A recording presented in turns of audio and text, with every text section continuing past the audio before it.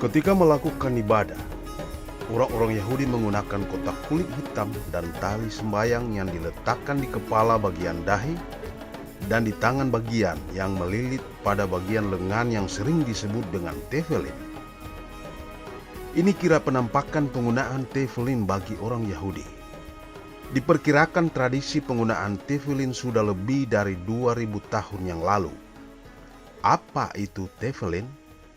Kapan tefillin itu digunakan?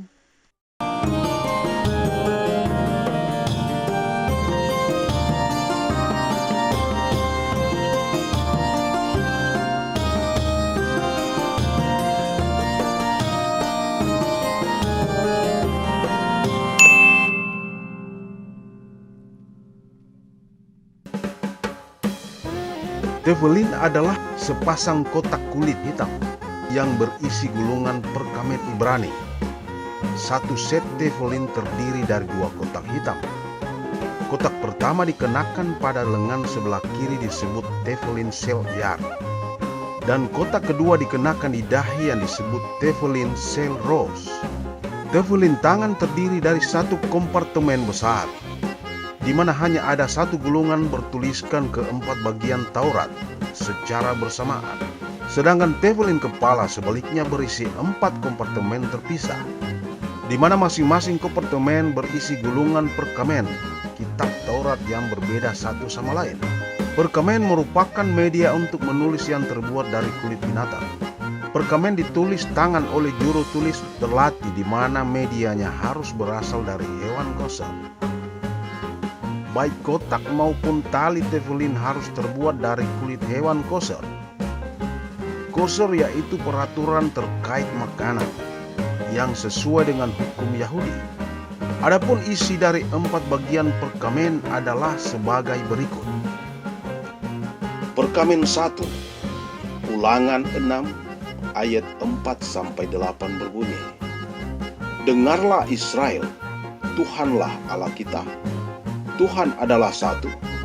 Anda harus mengasihi Tuhan Allahmu dengan segenap hatimu, dengan segenap jiwamu, dan dengan segenap kekuatanmu." Kata-kata yang aku perintahkan kepadamu hari ini harus selalu ada di pikiranmu. Ikat mereka di tanganmu sebagai tanda. Mereka seharusnya berada di dahi Anda sebagai simbol. Perkamen 2, Ulangan 11 ayat 13-21 berbunyi, "Jika Anda sepenuhnya mematuhi perintah Allah dengan mengasihi Tuhan Allahmu dan dengan melayani Dia dengan segenap hatimu dan semua keberadaanmu, maka Tuhan akan menyediakan hujan untuk negerimu pada waktu yang tepat. Tapi jaga dirimu, kalau tidak, hati Anda mungkin disesatkan. Letakkan kata-kata ini di dalam hati Anda dan di dalam keberadaan Anda. Ikat mereka di tanganmu sebagai tanda. Mereka seharusnya berada di dahi Anda sebagai simbol." Perkamen 3, Keluaran 13 ayat 1-10, yang isinya, "Tuhan berkata kepada Musa, persembahkanlah kepada saya semua anak tertua Anda. Setiap anak sulung dari rahim orang Israel adalah milik saya, baik manusia ataupun hewan." Musa berkata kepada orang-orang, "Ingatlah, hari ini yaitu hari ketika Anda keluar dari Mesir, keluar dari tempat Anda menjadi budak. Karena Tuhan bertindak dengan kekuatan untuk membawa Anda keluar dari sana. Anda harus menjelaskan kepada anak Anda, itu karena apa yang Tuhan lakukan untuk saya ketika saya keluar dari Mesir. Itu akan menjadi tanda di tangan Anda dan sebuah pengikat di dahi Anda, sehingga Anda akan sering membahas instruksi Tuhan. Karena Tuhan membawa Anda keluar dari Mesir dengan kekuatan besar." Perkamen 4, Keluaran 13 ayat 11-16. "Ketika Tuhan membawa Anda ke tanah orang Kanaan dan memberikannya kepada Anda seperti yang dijanjikan kepada Anda dan leluhur Anda, Anda harus menyisihkan untuk Tuhan apapun yang keluar dari rahim terlebih dahulu. Semua pria pertama yang lahir dari hewan Anda adalah milik Tuhan. Ketika di masa depan anak Anda bertanya kepada Anda, apa artinya ini? Anda harus menjawab, Tuhan membawa kami dengan kekuatan besar keluar dari Mesir, keluar dari tempat kami menjadi budak. Ketika Firaun menolak untuk membiarkan kami pergi, Tuhan membunuh semua anak sulung tertua di Mesir, mulai dari putra tertua hingga hewan jantan tertua. Itulah mengapa saya mempersembahkan kepada Tuhan sebagai pengorbanan setiap pria yang pertama kali keluar dari rahim. Tapi aku menebus putra-putra tertua saya.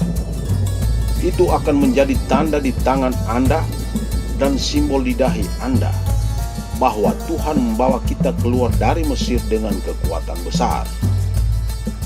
Semua laki-laki Yahudi di atas usia bar mitzvah atau 13 tahun harus menggunakan tefillin. Tefillin digunakan kapan saja di siang hari dari matahari terbit hingga malam, terutama ketika mereka membacakan doa Shema. Tefillin tidak digunakan pada hari besar agama Yahudi seperti Sabat, Rosh Hashanah, Yom Kippur, Sukkot, Pasfor, dan Shavuot. Walaupun awalnya tefillin dibuat untuk tujuan yang bagus, namun banyak orang Farisi yang akhirnya melakukan kemunafikan dalam penggunaan tefillin ini. Ahli Taurat dan Farisi sengaja menggunakan tefillin yang lebar dan panjang agar nampak lebih rohani. Yesus memahami maksud tersebut. Oleh karena itu dia berkata seperti tertulis pada Matius 23 ayat 5. Menulis semua pekerjaan yang mereka lakukan hanya dimaksud supaya dilihat orang. Mereka memakai tali sembayang yang lebar dan jubah yang panjang. Penggunaan tefillin ini sangat banyak digunakan oleh orang Yahudi sejak dulu. Banyak orang menafsirkan di Wahyu pasal 13 ayat 16 sampai 18 dengan akhir zaman, dan ia menyebabkan sehingga kepada semua orang, kecil atau besar, kaya atau miskin, merdeka atau hamba, diberi tanda pada tangan kanannya atau pada dahinya. Dan tidak seorang pun yang dapat membeli atau menjual selain daripada mereka yang memakai tanda itu, yaitu nama binatang itu atau bilangan namanya. Yang penting di sini ialah hikmat. Barang siapa yang bijaksana, baiklah ia menghitung bilangan binatang itu. Karena bilangan itu adalah bilangan seorang manusia dan bilangannya ialah 666. Dan seringkali orang menafsirkan tanda di dahi dan tangan kanan itu sebagai pertanda setan. Dan sering tanda itu dikaitkan dengan barcode dan chip pada dahi atau tangan. Jika kita cermati itu, ayat tersebut adalah tefillin yang diletakkan secara terbalik. Karena seharusnya di tangan kiri bukan di tangan kanan. Dan binatang yang berkodekan 666 itu sebenarnya hendak mengacu kepada Kaisar Nero, kaisar yang sangat kejam yang dianggap anti kepada Kristus. Anda penasaran bagaimana memakai tefillin? Pertama, kotak masuk melalui tangan dan tali diikatkan pada lengan yang lebih lemah sebelah dalam. Misalnya, orang kidal meletakkannya pada lengan kanan dan sebaliknya, dan meletakkannya antara bahu dan siku lengan sebelah dalam, diikat 3 kali dan mewakili huruf tingsin, dan membungkus 7 kali pada lengan. Kemudian lakukan setengah putaran pada telapak. Ada tali dibungkus pada pangkal jari tengah, dan sisa ujung tali diikatkan pada telapak tangan supaya tidak lepas. Kotak berisi kutipan dari ayat-ayat Alkitab, kitab Torah, diletakkan di tengah kepala bagian depan di atas dahi, dan di bagian belakang pada dasar tengkorak. Ada seperti huruf putus-putus, dan kedua ujung tali harus berada di depan bahu kiri dan kanan. Demikian. Produced by Mesbah Keluarga.